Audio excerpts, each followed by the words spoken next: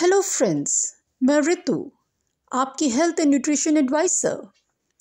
दोस्तों, आज मैं किडनी की एक विशेष समस्या को लेकर आई हूँ, जिसे ज़्यादातर लोग शुरुआती दौर पर नज़रअंदाज कर देते हैं, लेकिन यही लेटर स्टेज में आकर किडनी फेलियर का कारण बन सकती है। इस बीमारी को कहते हैं प्रोटीन यूरिया, मतलब protein in urine.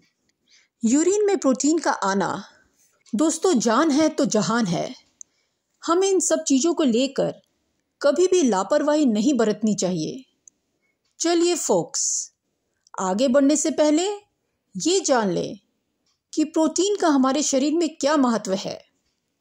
Protein such as albumin, इसका हमारे शरीर में मसल्स को बनाने और रिपेयर करने का काम है। ये हमारे बॉडी का बिल्डिंग ब्लॉक है। बॉडी के लिए एनर्जी का सोर्स माना जाता है और साथ ही साथ हॉर्मोन्स, एंजाइम्स को बनाने में और इम्यूनिटी को बूस्ट करने में सहायक है। फ्रेंड्स, प्रोटीन का हमारे शरीर में बहुत ही वाइटल रोल है। स्किन, हेयर, नेल्स सब तो प्रोटीन से ही बनते हैं, नरिश्ड होते हैं, और इसी कारण प्रोटीन को हमारे ब्लड में ही रहना चाहिए, ना कि यूरिन में। हाँ, ऐसे कुछ एक कारण हैं जिससे slight amount of protein urine में आ सकता है, जो कि टेम्परेरी फेस होता है और समय के साथ ख़त्म हो जाता है। जैसे नंबर 1, हैवी एक्सरसाइजेस। जैसे जिम में जाकर कई लोग हैवी एक्सरसाइजेस करते हैं, वेट लिफ्टिंग करते हैं। इसके कारण भी कई बार थोड़ा बहुत प्रोटीन यूरिन में आ जाता है। Number 2 is fever. जब आपका बॉडी टेम्परेचर बढ़ता है तो भी प्रोटीन आ सकता है। यूटीआई, इन्फेक्शन के कारण भी ये हो सकता है। प्रेगनेंसी में बीपी हाई हो जाता है, स्वेलिंग आने लगती है, तब भी प्रोटीन आ जाता है। फिर पीरियड में कई बार ब्लड के साथ प्रोटीन आ जाता है। उसके बाद डाइट, कई बार ये ओवर प्रोटीन डाइट लेने से भी हो सकता है। यंगस्टर्स जिम में जाते हैं और जिम ट्रेनर्स उन्हें प्रोटीन पाउडर रिकमेंड करते हैं। उसमें क्या मिला हुआ है और जो लिखा हुआ है वो भी उसमें है कि नहीं, कुछ पता नहीं रहता। ये समझ लीजिए कि एक प्रकार का केमिकल बेस्ड प्रोडक्ट ही होता है, जो कि किडनी और लीवर दोनों को डैमेज कर सकता है। And the 7th point is stress. कई बार स्ट्रेस से भी प्रोटीन लीकेज हो सकता है। तो फ्रेंड्स, ये सब तो हुए temporary cause of protein leakage, जो कि ठीक हो जाते हैं जब आप उन सब चीज़ों को छोड़ देते हैं या वो आपके लाइफ से हट जाते हैं। Friends, as we all know that kidneys filter huge amount of blood every day but keeps all the protein in the blood and not in the urine. लेकिन यदि किडनी में कोई डैमेज हो जाता है फॉर एनी रीज़न, तब ये चिंता का विषय हो जाता है। दोस्तों, यूरिन में ammonia, sulphate, calcium, sodium, phosphate, uric acid, creatinine, fluoride, ये सब तो हो सकते हैं, लेकिन प्रोटीन नहीं। फाइन, अब ये आपका जानना सबसे ज़रूरी है कि कितना प्रोटीन यूरिन में नॉर्मल माना जाता है और क्या रेंज एब्नॉर्मल काउंट होता है। देखिए, सबसे इम्पॉर्टेंट प्रोटीन होता है एल्बुमिन, और उसके अलावा भी दूसरे प्रोटीन होते हैं जैसे ग्लोबुलिन वगैरह वगैरह। लगभग 30 mg एल्बुमिन यूरिन में डेली आना नॉर्मल है, और दूसरे प्रोटीन का भी लगभग 200 mg डेली आना नॉर्मल काउंट माना जाता है। But if albumin is in any case more than 30 mg and the total protein is more than 200 mg, then it is said to be proteinuria, और ये आपके लिए रेड फ्लैग हो सकता है। दोस्तों, यदि बॉडी में से कंसिस्टेंटली प्रोटीन निकलने लगेगा तो प्रोटीन की कमी होने के कारण आपके ओवरऑल हेल्थ में तो इफ़ेक्ट होगा ही, साथ ही साथ कोलेस्ट्रॉल और बीपी भी बढ़ेगा। और एक बात और, जहाँ प्रोटीन कम होता है बॉडी में, वहाँ हीमोग्लोबिन में भी गिरावट आ जाती है, इसलिए सतर्क रहें। फ्रेंड्स, ये समझ लीजिए कि जब भी किडनी खराब होने लगती है तो सबसे पहले प्रोटीन यूरिन में आने लगता है। यूरिया और क्रेटिनिन काफ़ी बाद में बढ़ते हैं। लगभग 30% किडनी खराब होने के बाद ही क्रेटिनिन बढ़ता है। तो प्लीज़ क्रेटिनिन बढ़ने का इंतज़ार मत करें और सीधा अपने डॉक्टर के पास जाएं और अपना यूरिन रूटीन माइक्रोस्कोपिक टेस्ट कराएं, जिससे ये पता चल जाएगा कि आपको क्या प्रॉब्लम है। फोक्स, अब हम आते हैं अपनी मेन कॉजेस पर जिसके कारण ये बीमारी होती है। Number 1, diabetes. अगर किसी को 5 साल से या 7 साल से डायबिटीज़ है या उससे भी ज़्यादा, और कई बार तो लोगों को पता ही नहीं होता है कि उनको शुगर है, क्योंकि टेस्ट तो कराया नहीं होता है, और जब इतने सालों के बाद कराते हैं तब उनको पता चलता है कि उनको डायबिटीज़ है।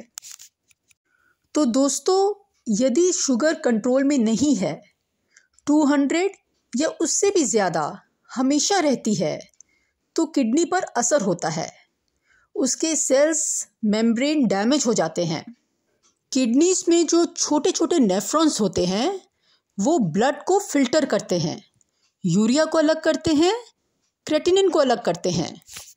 जब नेफ्रॉन्स में इन्फ्लेमेशन आने लगती है तो ब्लड वेसल्स की सप्लाई खराब होने लगती है और इसी कारण फिल्ट्रेशन में दिक्कत हो जाती है।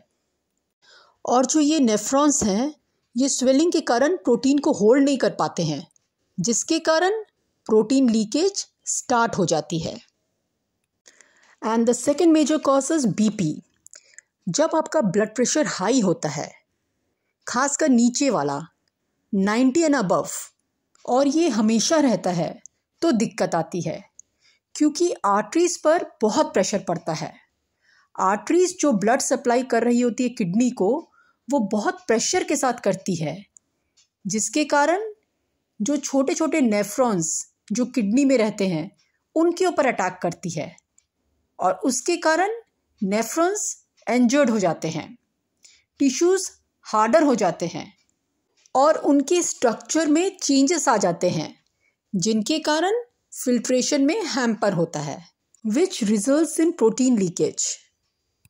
नेक्स्ट इज IgA नेफ्रोपैथी, मतलब immunoglobulin A nephropathy.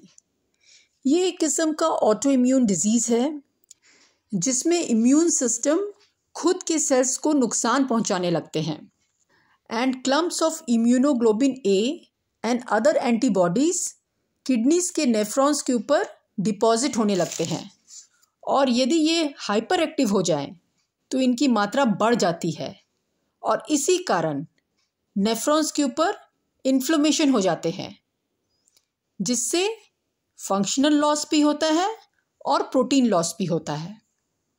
And the fourth one is polycystic kidney disease. ये बहुत कम लोग जानते हैं कि सिस्ट से भी प्रोटीन लीकेज होता है। यदि किडनी के ऊपर सिस्ट फॉर्मेशन है तो किडनी की साइज बढ़ जाती है और ज़्यादा सिस्ट होने के कारण नेफ्रॉन्स के ऊपर प्रेशर बनता है, फिल्ट्रेशन पावर की कमी हो जाती है, जिसके कारण प्रोटीन लीकेज होता है। अब हम आते हैं सिम्टम्स पर। नंबर 1, हाथों और पैरों में स्वेलिंग का होना, पफी आईलिड्स, ड्राई स्किन, खुजली होना, नमनेस और बहुत थकान होना, बिना कोई काम किए भी थकान का होना, मसल्स क्रैम्प, वेट लॉस, भूख नहीं लगना, नोजिया एंड वॉमिटिंग, फोमी और ब्लडी यूरिन, इंक्रीज्ड और डिक्रीज्ड यूरिनेशन। तो दोस्तों, यदि आपके अंदर भी ऐसे सिम्टम्स हैं तो प्लीज़ प्लीज़ प्लीज़ एक बार अपना UACR टेस्ट करवा लें, मतलब यूरिनरी एल्ब्यूमिन क्रेटिनिन रेशियो। इससे आपको एल्ब्यूमिन और क्रेटिनिन का रेशियो पता चल जाएगा। और फर्दर हो सकता है कि डॉक्टर आपको किडनी की बायोप्सी के लिए कहें, ताकि वो डायग्नोस कर सके कि आपको प्रॉब्लम क्या है। अब इस बीमारी की रेमेडी कह लो चाहे प्रिकॉशन कह लो, तो वो सिर्फ यही है कि आप अपना बीपी और शुगर चेक करते रहें। जैसे नॉर्मल बंदे का बीपी होता है 120/80। अब क्योंकि आप नॉर्मल नहीं हैं, तो जो नीचे वाला 80 है आपका 70 और 80 के रेंज में होना चाहिए, 80 के नीचे होना चाहिए। आपका बीपी थोड़ा लोअर साइड में होना चाहिए ताकि किडनी को आराम मिले, उसके ऊपर प्रेशर ना पड़े, इससे आपकी किडनी ठीक होने लगेगी। और जो शुगर है वो आपका 180 से नीचे होना चाहिए। चाहे आप फास्टिंग देख ले, चाहे रैंडमली देख ले, चाहे पीपी देख ले, सब 180 से नीचे होना चाहिए।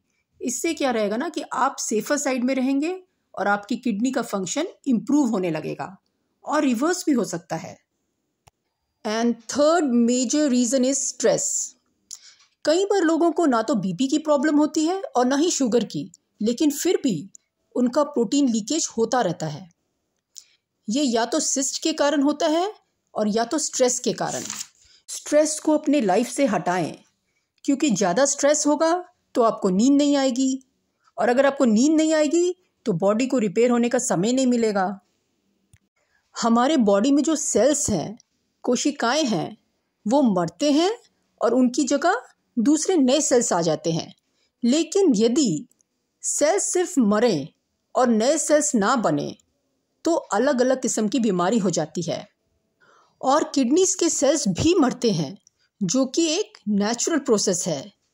लेकिन नए सेल्स ना बने उनकी जगह तो किडनी में इन्फ्लेमेशन हो जाता है और प्रोटीन लीकेज होने लगता है। इसलिए सबसे पहले आप ये जान लें कि किस वजह से प्रोटीन लीकेज हो रहा है।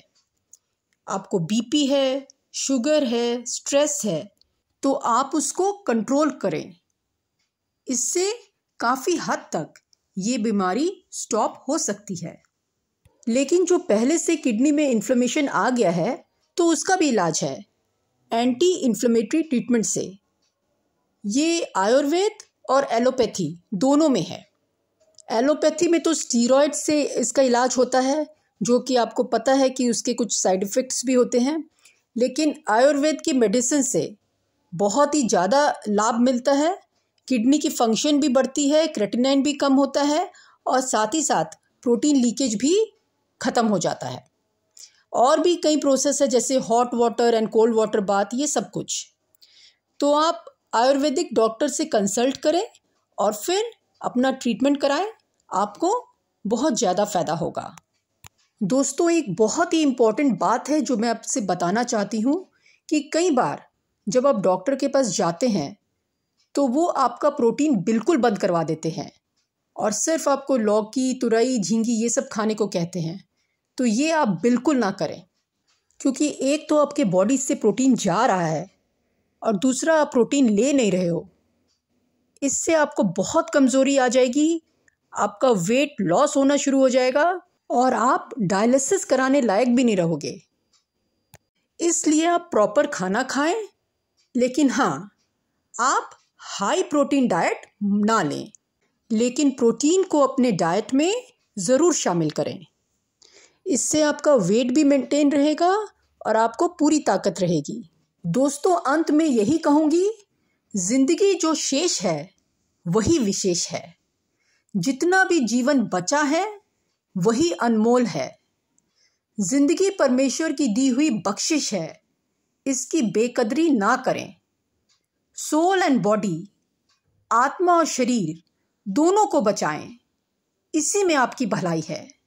धन्यवाद।